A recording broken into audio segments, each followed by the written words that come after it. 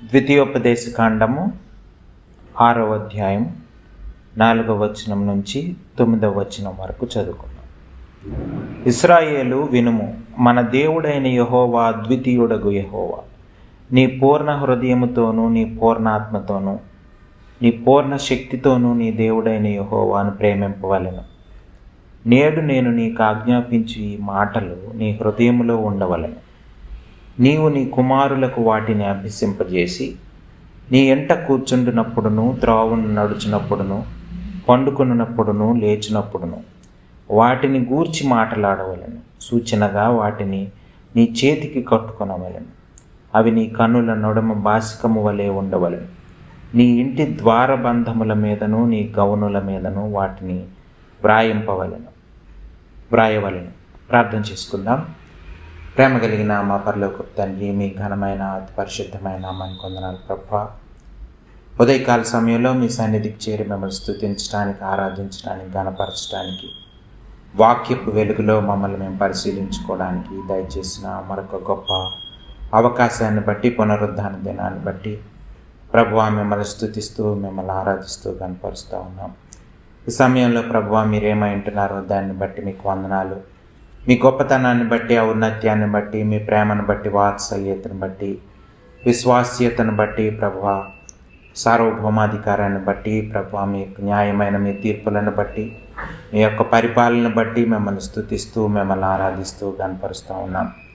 ఈ సమయంలో నాయన ప్రభువా, నాయన మాలో ప్రతి ఒక్కరితో మాట్లాడమని ప్రభువా నాయన ప్రాధేయపడతా ఉన్నాం. వాక్యం విని గ్రహించి లోపడడానికి కావలసిన విశ్వాసం, ధైర్యం దయచేయమని ప్రాధేయపడతా ఉన్నాం. ప్రభువా నాయన వాక్యం విన్న ప్రతి ఒక్కరిని దీవించి ఆశీర్వదించమని ప్రాధేయపడతా ఉన్నాం. గడిచిన కాలంలో అనేక సార్లు ప్రభువా మేము బలహీన పరిస్థితుల్లో, ఆత్మీయంగా బలహీన పరిస్థితుల్లో ఉంటున్నప్పుడు ప్రభువా వాక్యం ద్వారా మమ్మల్ని దర్శించారు, ఆదరించారు, పోషించారు. అందుని బట్టి మీకు వందనాలు. ఈ సమయంలో ప్రభువా ప్రాధేయపడతా ఉన్నాం తండ్రి, మమ్మల్ని వాక్యం ద్వారా దర్శించమని, బలపరచమని, ఆత్మీయంగా ఎదగడానికి కృప చూపించమని, ప్రతి ఆత్మీయ ఆశీర్వాదం పొందుకోవడానికి కృప చూపించమని, అటువంటి విశ్వాసం ప్రభు, అటువంటి హృదయం ప్రభు మాకు దయచేయమని ఈ సమయంలో ప్రాధేయపడతా ఉన్నాం. ప్రతి ఆటంకాన్ని, అంధకార శక్తిని లయపరచమని, ఘనత, మహిమ, ప్రభావాలను మీకు ఆరోపించుకుంటూ యేసు ప్రభు వారి అతి పరిశుద్ధమైన నామంలో ప్రార్థన అడిగి వేడుకొంచున్నాం తండ్రి, ఆమేన్. ఇక వర్ధమాన దేశాల్లో మనం చూస్తున్నప్పుడు చాలా దేశాల్లో పరిస్థితి చాలా భయంకరం. అంటే క్రైస్తవ కంట్రీస్గా, క్రిస్టియన్ కంట్రీస్గా ఉంటున్న కంట్రీస్, డెవలప్డ్ కంట్రీస్లో మనం చూస్తే చాలా క్రైస్తవ కుటుంబాల్లో 75% మంది యవ్వనస్తులు, అంటే ఎవరైతే హై స్కూల్ స్టడీస్ కంప్లీట్ చేసి పై స్థాయికి వెళ్తున్నారో వాళ్ళు చర్చెస్కి వెళ్ళటం మానేస్తున్నారు. 75% మంది యవనస్తులు చర్చెస్కి వెళ్ళడం మానేస్తున్నారు. అంటే వాళ్ళు ఇష్టపడట్లేదు, దేవుణ్ణి నమ్ముకోవడానికి కానీ దేవుని వైపు ఆకర్షింపబడట్లేదని మనం అర్థం చేసుకోవచ్చు. ఇంకా చూస్తే కాలేజ్ ప్రొఫెసర్స్, పెద్ద పెద్ద కాలేజీల్లో బోధించే ప్రొఫెసర్స్ వాళ్ళు చాలామంది నాస్తికులుగా ఉన్నారు. బాగా పెద్ద పేరుగాంచినటువంటి, ప్రపంచంలో పేరుగాంచినటువంటి యూనివర్సిటీస్లో ప్రొఫెసర్స్గా చేసేవాళ్ళు వాళ్ళకి దేవునికి దూరం అయిపోతున్నారు. అంటే మనం ఇక్కడ క్రైస్తవ కుటుంబాలని ముఖ్యంగా మనం అర్థం చేసుకుంటే చాలా భయంకరమైన పరిస్థితుల్లో ఈ ఫ్యామిలీస్ అండర్ అటాక్ ఉన్నాయని మనం అర్థం చేసుకోవచ్చు. అంటే కుటుంబాలని అపవాది బాగా అటాక్ చేస్తూ ఉన్నాడు. దేవుణ్ణి తెలుసుకోకుండా కుటుంబాలు అయిపోతూ ఉన్నాయి.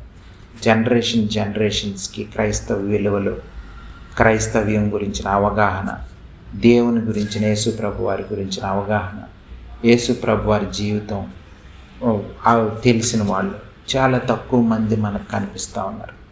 చాలా తక్కువ కుటుంబాలే నిజమైన క్రైస్తవ జీవితం జీవిస్తూ ఉన్నారు.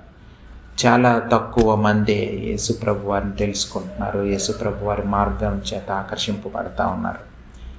చివరి దినాల్లో చాలా భయంకరమైన దినాల్లో మనం ఉన్నాం. కాబట్టి క్రైస్తవులంగా మన కుటుంబాలని సైతాను అపవాది అటాక్ చేస్తున్నాడని, కుటుంబాలు విచ్ఛిన్నమైపోతున్నాయని మనం అర్థం చేసుకోవాలి.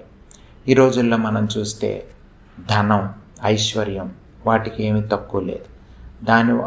అటువంటి పరిస్థితుల్లో చాలా కుటుంబాలు ఉంటాయి. ఐశ్వర్యాలు, ధనాలు, విద్య బాగా విరివిగా ఎక్కువ చదువుకునే వాళ్ళు ఎక్కువైపోతాం.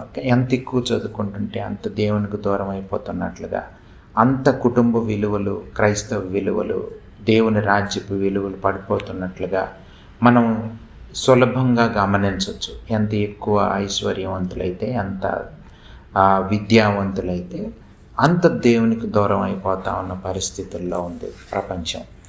సో క్రైస్తవులుగా, క్రైస్తవ కుటుంబాలుగా మనం కాపాడుకోవాల్సిన బాధ్యత పేరెంట్స్ మీద, ఎవరైతే తల్లిదండ్రులుగా ఉంటున్నారో వాళ్ళ మీద బాధ్యత ఉంది. పిల్లల బాధ్యత తల్లిదండ్రుల మీద ఉంది.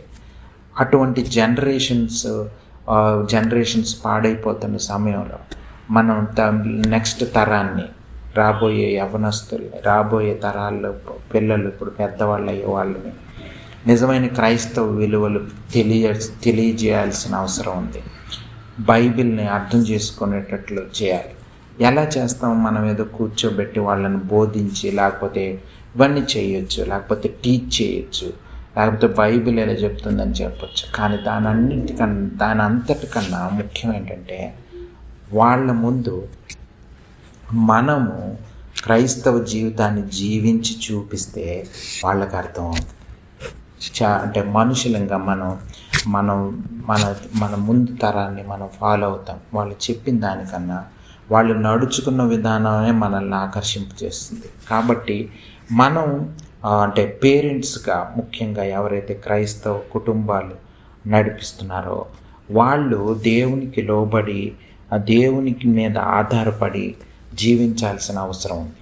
అప్పుడే నెక్స్ట్ తరం వాళ్ళు, తర్వాత తరం పిల్లలు నేర్చుకుంటారు అన్నది మనం అర్థం చేసుకోవాలి. ఇక్కడ చూస్తే ఇశ్రాయేలీలు మొదటగా దేవుని ఆజ్ఞలు పొందుకున్న తర్వాత మోషే ద్వారా, ఆ తర్వాత యెహోషువ ద్వారా నడిపించబడుతున్నప్పుడు వాళ్ళ పరిస్థితి బాగానే ఉంది. ఆ తర్వాత ఎప్పుడైతే యెహోషువ తరం అయిపోయిందో, యెహోషువ కాలం అయిపోయిందో, ఆ తర్వాత నుంచి ఇశ్రాయేలీల పతనం ప్రారంభమైంది. అందుకే ఈ యొక్క ద్వితీయోపదేశ కాండంలోని దేవుడు చెప్పినటువంటి మాటలు ఇశ్రాయేలీలకే కాదు, ఎవరైతే క్రైస్తవులుగా దేవుని వెంబడించాలనుకుంటున్నారో వాళ్ళందరికీ ప్రాముఖ్యమైన మాటలు ఇక్కడ మనం గమనించవచ్చు. ఈ యొక్క టెక్స్ట్స్ని, మాటల్ని మనం చాలాసార్లు, ఈ వచనాల్ని, ఈ దేవుని మాటల్ని మనం చాలాసార్లు జ్ఞాపకం చేసుకుండా ఉండొచ్చు.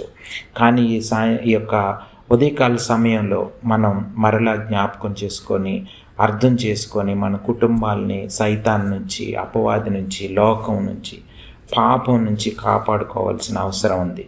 దేవుని కృపలో మన కుటుంబాలు నిలవాల్సిన అవసరం ఉంది.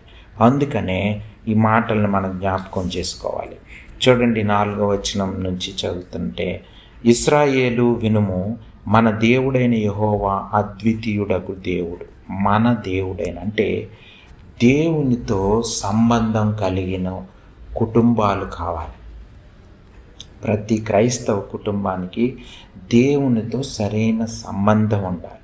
మన దేవుడు అద్వితీయుడగు దేవుడు, యెహోవా దేవుడు అని మనం అర్థం చేసుకొని యేసు ప్రభువారు జీవించి చూపించినటువంటి జీవితం, యేసు ప్రభువారి యొక్క మార్గం, ఆ యొక్క సత్యం, దేవుని మార్గం, యేసై చూపించినటువంటి ఆ మార్గం మనం ఫాలో అయ్యి ఈ దేవుని మీద ఆధారపడి బ్రతకాల్సిన అవసరం ఉంది. చూడండి, దేవుడు బైబిల్ గ్రంథంలో చూస్తే ఆయన తన్ను తాను ప్రత్యక్షపరుచుకున్నాడు. ఆయన ఎటువంటి దేవుడు అన్నది మనం అర్థం చేసుకోవచ్చు. యేసు ప్రభు వారు ఏం చెప్పారంటే, ఆయన్ని చూస్తే తండ్రిని చూసినట్లే అంటే యేసు ప్రభు వారు అంటే తండ్రి, కుమారుడు, పరిశుద్ధాత్మ వేరువేరుగా లేరు, ఒకే విధంగా. అంటే యేసు ప్రభు వారి జీవితాన్ని మనం అర్థం చేసుకుంటే తండ్రిని మనం అర్థం చేసుకున్నట్లే. అందుకే యేసు ప్రభు వారి లోకానికి వచ్చి దేవుని మార్గం, దేవుని ఒక జీవితాన్ని చూపించారు. అంటే దేవుడే ఈ లోకానికి వచ్చాడని మనం క్లియర్గా అర్థం చేసుకోవచ్చు.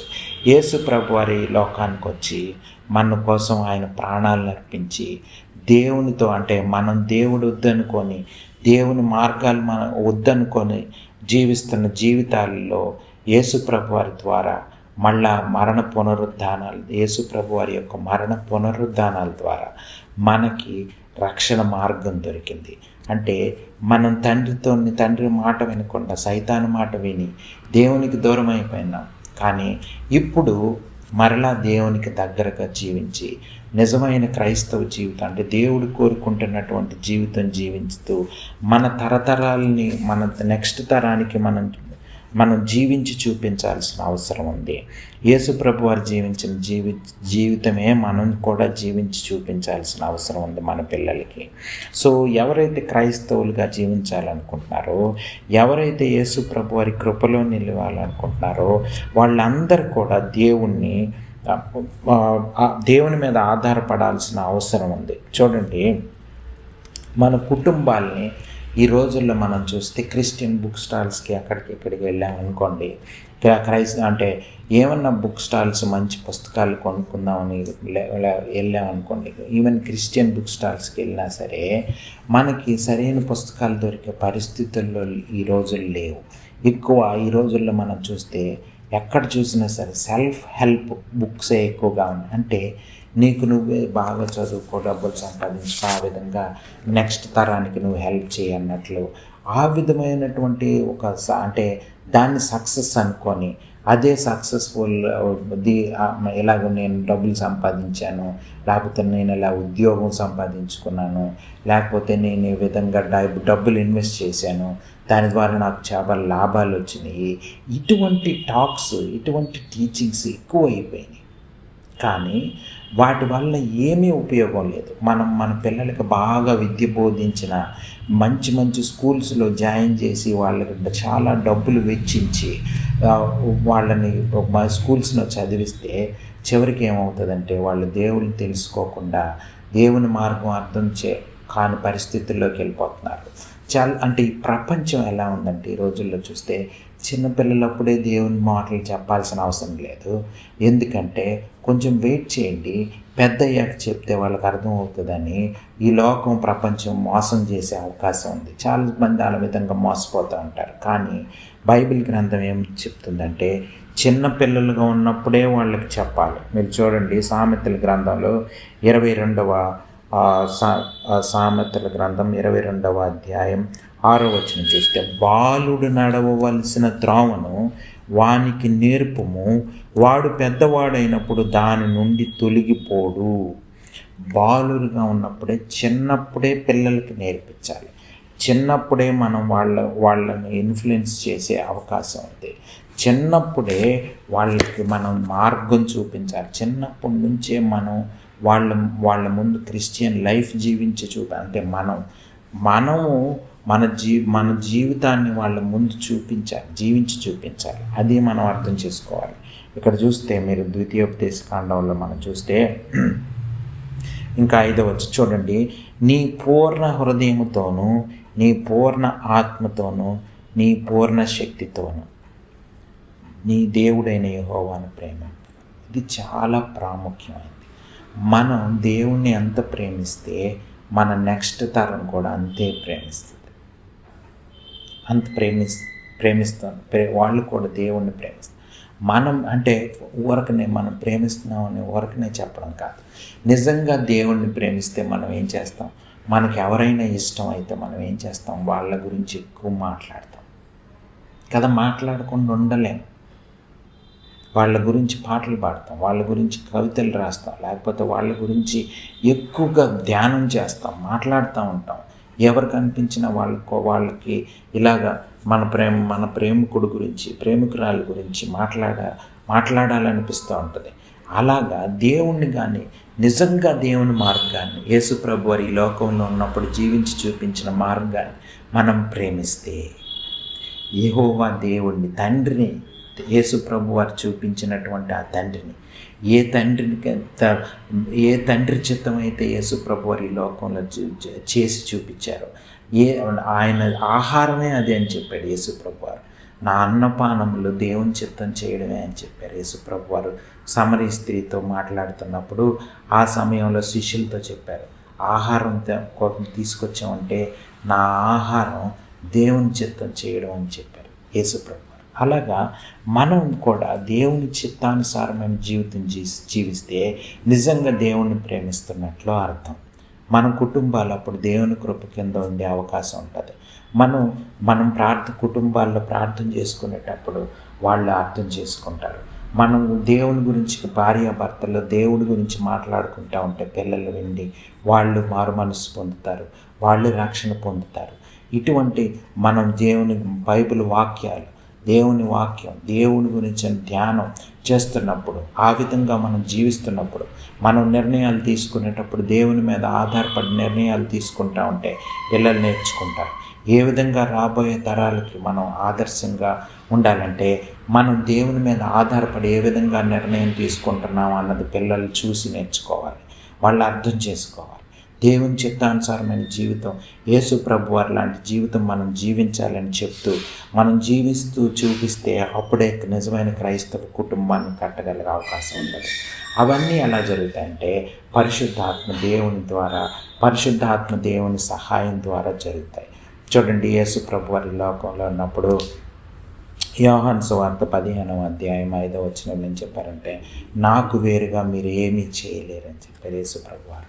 ఆ యొక్క ద్రాక్ష తీగలు అనే ఉపమానం యేసు ప్రభు వారు చెప్తున్నప్పుడు ఆ యొక్క విశ్వాసికి తండ్రికి యేసు ప్రభు వారికి ఉన్న సంబంధాన్ని అక్కడ చెప్తున్నప్పుడు నాకు వేరుగా మీరు ఏమీ చేయలేరని యేసు ప్రభు వారు చెప్పారు. అంటే దేవునికి వేరుగా మనం ఏమీ చేయలేం. తండ్రికి వేరుగా, యేసు ప్రభు వారికి వేరుగా, పరిశుద్ధాత్మ దేవుని సహాయం లేకుండా మనం నిజమైన క్రైస్తవ జీవితం జీవించే అవకాశం లేదు. అందుకనే మనం బైబిల్ చదువుకునేటప్పుడు పరిశుద్ధాత్మ దేవుడు మనకు మాట్లాడుతూ, పరిశుద్ధాత్మ దేవుడు ఆ వాక్యం యొక్క అర్థం చెప్తూ మనకు సాయం చేస్తున్నప్పుడు, మనం లోబడుతున్నప్పుడు అప్పుడు నిజమైన క్రైస్తవ జీవితం జీవించవచ్చు. ఇవన్నీ ప్రిన్సిపల్స్, అంటే ఈ క్రిస్టియన్ ప్రిన్సిపల్స్ అన్నీ మనం పిల్లలకి ఆ విధంగా నేర్పించాలి. ఊరికనే బోధిస్తే అవ్వదు, లేకపోతే కానీ ఈ రోజుల్లో మనం చూస్తే చిన్నపిల్లలతో పిల్లలతో కానీ సమయం స్పెండ్ చేసే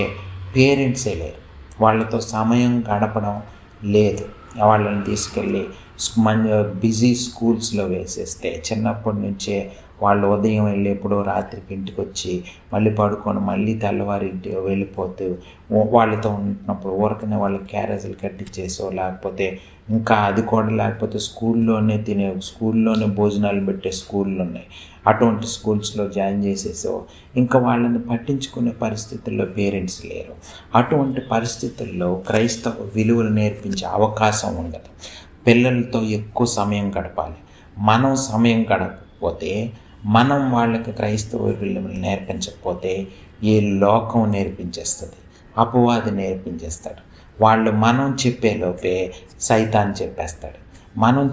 మీరు చూడండి, చాలా లెసన్స్, చాలా ప్రాక్టికల్స్ ఈ స్కూల్స్లో ఉండేవి అన్నీ కూడా దేవునికి వ్యతిరేకమైనటువంటివి చాలా ఉంటాయి. చూడండి, కొన్నిసార్లు ఈరోజు మనం చూస్తే ఎవల్యూషన్ గురించి, ఏ విధంగా ఈ లోకం వచ్చింది, క్రియేషన్ ఎలా వచ్చిందని బైబిల్కి వ్యతిరేకమైనటువంటి టీచింగ్స్ చెప్తారు. ఆ తర్వాత మనం చూస్తే ఇంకా చాలా డైనోసార్ల గురించి, వాటి గురించి, వీటి గురించి లేనిపోని జ్ఞానం అంతా, అనవసరమైన జ్ఞానం అంతా వచ్చి వాటి మీద పరీక్షలు పెట్టి దానికి మార్కులు ఇచ్చి దానికి సర్టిఫికెట్లు ఇచ్చి దాని ద్వారా ఉద్యోగాలు వస్తాయని చెప్పి ఈ విధమైనటువంటి ఒక రకమైనటువంటి చట్టంలో ఎడ్యుకేషన్ సిస్టమ్ ఉంది. ఆ ఎడ్యుకేషన్ సిస్టమ్ వలన ఆ సిస్టంలో పడిపోతే దేవుని యొక్క నిజమైన క్రైస్తవ జీవితం అర్థమయ్యే అవకాశం లేదు. మనం అందులో ఎక్సెల్ అయిపోవచ్చు, అది సక్సెస్ అనుకోవచ్చు. ఉద్యోగాలు సంపాదించి ఈ లోకానుసారమైన జ్ఞానం సంపాదించి ఈ లోకంలో బ్రతికే అవకాశం, లోకంలో బాగా అంటే డబ్బులు సంపాదించుకొని బ్రతికే అవకాశం ఉంటే ఉండొచ్చు. కానీ దేవుణ్ణి తెలుసుకునే అవకాశం కోల్పోతున్నారు. ఈ రోజుల్లో చాలామంది యవనస్తులకి దేవుడు తెలియదు, నిజమైన వర్షిప్ తెలియదు, ఆరాధించడం తెలియదు. ఆరాధించడం అంటే కేకలు వేయడమో, లేకపోతే రకరకాల చూడండి రాక్ మ్యూజిక్ పాటలు పాడడము, ఇలాంటివి వర్షిప్ అనుకునే భయంకరమైన దినాల్లో మనం ఉన్నాం. కానీ నిజమైన క్రైస్తవ జీవితాన్ని అర్థం చేసుకునే తరం రావట్లేదు. అటువంటి తరాలు కావాలంటే మన జనరేషన్స్ నిజమైన క్రైస్తవ జీవితం తెలియాలంటే మనం యేసు ప్రభు వారిని, తండ్రిని ప్రేమించాలి. పూర్ణ ఆత్మతో, పూర్ణ హృదయంతో, పూర్ణ శక్తితో. అంటే చూడండి, మనసు హార్ట్ఫుల్గా దేవుణ్ణి ప్రేమించాలి. అంటే పూర్ణ ఆత్మతో, అంటే స్పిరిచువల్గా దేవుణ్ణి ఆరాధించాలి. ఆ తర్వాత మన శక్తికి వాడాలి దేవుణ్ణి ప్రేమించడానికి. అంటే నిజంగా దేవుణ్ణి ప్రేమిస్తే మన హృదయం, మన ఆత్మ, మన యొక్క ఈ ఫిజికల్ ఎబిలిటీస్, శక్తి అంతా కూడా దేవుని కోసం వాడతాం. ఇది మనం అర్థం చేసుకోవాలి. మన క్రైస్తవ కుటుంబాలు అలాగ ఉన్నాయా? పేరెంట్స్గా మనం అలాగ ఉన్నామా? లేకపోతే రేపొద్దున దేవుని ముందు నిల్చొని మన నెక్స్ట్ జనరేషన్ దేవుడిచ్చిన రెస్పాన్సిబిలిటీ, ఆ బాధ్యత గురించి ఏం మాట్లాడతాం, ఏం చెప్తాం దేవుని ముందు? అది మనం అర్థం చేసుకొని మన జీవితాలు పరిశీలించుకొని మనం మారాల్సిన అవసరం ఉంది. పిల్లలకి డెలిజెంట్గా వాళ్ళతో టైం స్పెండ్ చేసి, వాళ్ళతో మాట్లాడి, వాళ్ళకి ఎగ్జాంపుల్స్ చెప్తూ, వాళ్ళ పరిస్థితిని అర్థం చేసుకొని, వాళ్ళ మైండ్ని అర్థం చేసుకొని, ఫ్రెండ్స్ లాగా వాళ్ళతో ఎక్కువ సమయం గడుపుతూ ఉండకపోతే ఈ నెక్స్ట్ జనరేషన్ మనకు దొరకరు. ఈ రోజుల్లో చూడండి, నిజమైన ఎడ్యుకేషన్ తెలియక, అంటే బైబిల్ జ్ఞానం లేక అని ఈవెన్ క్రిస్టియన్ ఫ్యామిలీస్లో పిల్లలకి బైబిల్ జ్ఞానం తెలియక, దేవుని జ్ఞానం తెలియక, యేసు ప్రభు వారు చూపించిన మార్గం తెలియక, వాళ్ళు అనేక మంది మార్కులు తక్కువ వస్తే చనిపోయేవాళ్ళు, లేకపోతే ఏదైనా పని చేత కాకపోతే చనిపోయేవాళ్ళు. ఇలాగ అనేటువంటి భయంకరమైన తరం తయారవుతుంది. కానీ నిజమైన క్రైస్తవ కుటుంబాలాగా బ్రతికే యవ్వనస్తులు కానీ వాళ్ళు లేరు. అందుకని ఈ లోకపు చదువులు, ఈ లోకానుసారమైనటువంటి జ్ఞానం, లోకానుసారమైనటువంటి ఆ సక్సెస్ వలన ఏమీ ఉపయోగం లేదు. అందుకని 75% మంది ఈవెన్ వర్ధమాన దేశాల్లోనే క్రైస్తవ కుటుంబాల్లో యవ్వనస్తులు దేవునికి దూరం అయిపోతూ ఉన్నారు. బాగా చదువుకొని జ్ఞానవంతులు అనుకుంటున్న వాళ్ళు ఫూల్స్ లాగా బిహేవ్ చేస్తున్నారు. రోమీలకు రాసిన పత్రికలో మనం చూడొచ్చు, జ్ఞానవంతులు అనుకొని వాళ్ళే మూర్ఖుల్లాగా ప్రవర్తిస్తున్నారని బైబిల్ గ్రంథంలో ఉంది. సో అటువంటి వాళ్ళు విగ్రహాలను ఆరాధించే వాళ్ళుగా తయారైపోయే వాళ్ళు అనేక మంది ఉన్నారు. సో మనం గమనించుకోవాల్సింది ఏంటంటే, ఈ యొక్క ఉదయకాల సమయంలో మన కుటుంబాల బాధ్యత మన మీద ఉంది, పేరెంట్స్ మీద ఉంది. కాబట్టి సైతాన్ టీచ్ చేయకముందే, ఈ లోకం టీచ్ చేయకముందే పిల్లలకి దేవుని గురించిన నిజమైన జ్ఞానం ప్రాక్టికల్గా మనం జీవించి చూపిస్తూ వాళ్ళకి బోధించాల్సిన అవసరం ఉంది. అటువంటి కుటుంబాలు తయారవ్వాల్సిన అవసరం ఉంది. సో అందుకనే మోషే భక్తుని ద్వారా మరలా ఇశ్రాయేలీయులకి ఇటువంటి మాటలు చెప్తున్నాడు. నేను నీ ఆజ్ఞాపించు మాటలన్నీ కూడా హృదయంలో ఉండాలి. హృదయంలో ప్రతి ఆ యొక్క దేవుని మార్గం హృదయంలో ఉండాలి. ఆ విధంగా పిల్లల హృదయాల్లో మన క్రైస్తవ జీవితం వాళ్ళ హృదయాల్లో ఉండాలి. పేరెంట్స్ ఆ విధంగా జీవిస్తే, కుటుంబాలు ఆ విధంగా జీవిస్తే పిల్లలు నేర్చుకుంటారు. నీ కుమారులకు వాటిని అభ్యసింపజేసి, నీ ఎంట కూర్చుంటున్నప్పుడును, త్రోవను నడిచినప్పుడును, పండుకొనినప్పుడును, లేచినప్పుడును వాటిని గూర్చి మాట్లాడవలెను. మాట్లాడుతున్నావా? దేవుని వాక్యం అంటే అందరికీ చిరాకే, ఎవరికి ఇష్టం ఉండదు. వేరేమైనా గాసిప్ మాట్లాడినా, ఏమన్నా సినిమా మాటలు మాట్లాడినా, స్పోర్ట్స్ గురించి, క్రికెట్ గురించి ఆటలు మాట్లాడితే ఎంతసేపు అయినా మాట్లాడతాం. కానీ దేవుని మాటలు మాట్లాడే క్రైస్తవ కుటుంబాలే లేవు.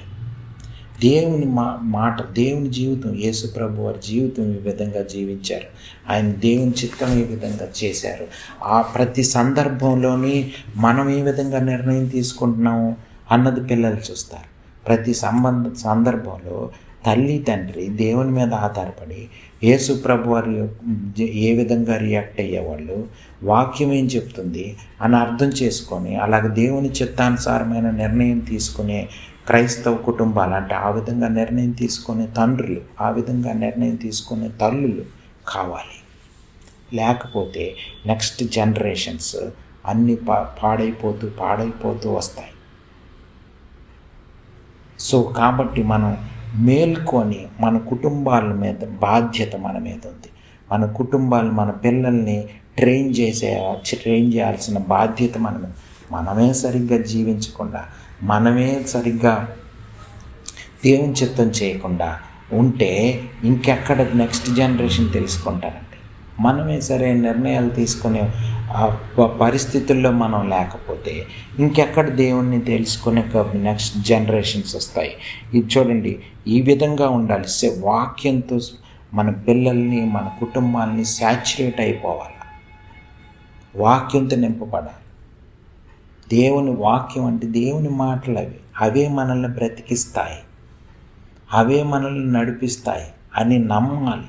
నిజంగా నమ్ముతున్నామా? అలా నమ్మితే మరెందుకు మనం ఆ వాక్యాలను ధ్యానించట్లేదు, పిల్లలకి ఎందుకు చెప్పట్లేదు? ఎందుకంటే మనం నిజంగా అంతరంగాల్లో మనం చూస్తే, హృదయంలో మనం చూస్తే నిజంగా దేవుణ్ణి ప్రేమిస్తున్నామా లేదా అని అర్థం చేసుకోవాలి, పరిశీలించుకోవాలి. ఉదయకాల సమయంలో వాక్యంలో మనం పరిశీలించుకొని అటువంటి నిజమైనటువంటి క్రైస్తవ జీవితం జీవించాల్సిన అవసరం ఉంది. ప్రతి కుటుంబం ఆ విధంగా ఉండాలని పరిశుద్ధాత్మ దేవుడు కోరుకుంటున్నాడు.